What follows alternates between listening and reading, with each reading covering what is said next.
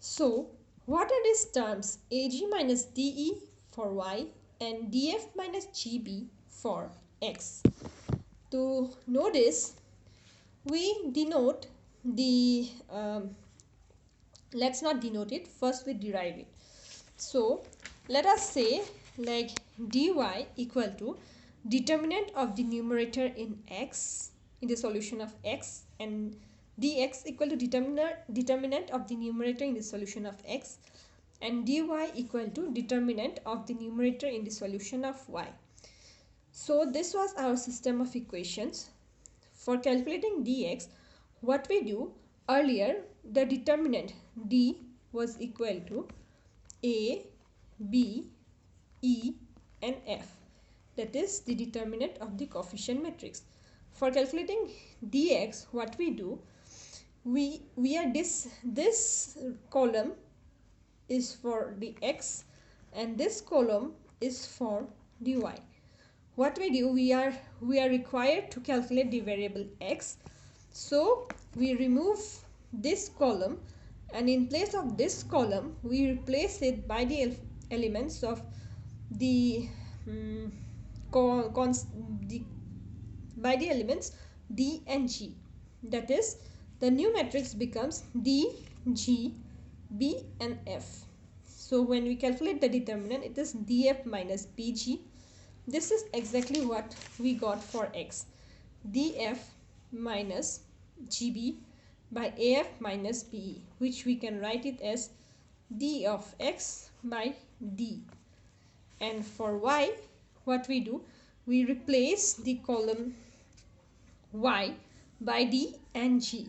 That is, we obtain, as it is a and e, and in place of b and f we have d and g. So when we calculate the determinant, it becomes a g minus d e. So this is what exactly we got for y, ag minus de, which is equal to d of y divided by, this is the determinant. So this is what the Cramer rule says for a 2 cross 2 matrix.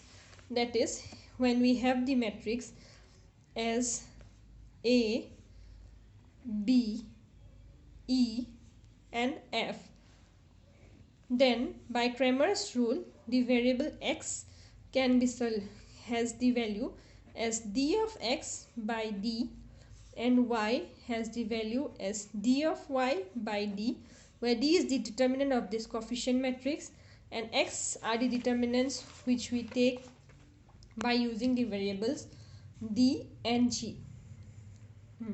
Note that if this d is equal to 0, then Cramer's rule does not works. That is, in other words, whenever d is 0, that is determinant equal to 0, this means this is a singular matrix.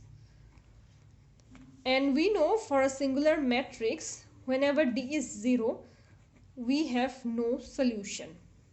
So Cramer's rule works only for those system of equation that has a unique solution.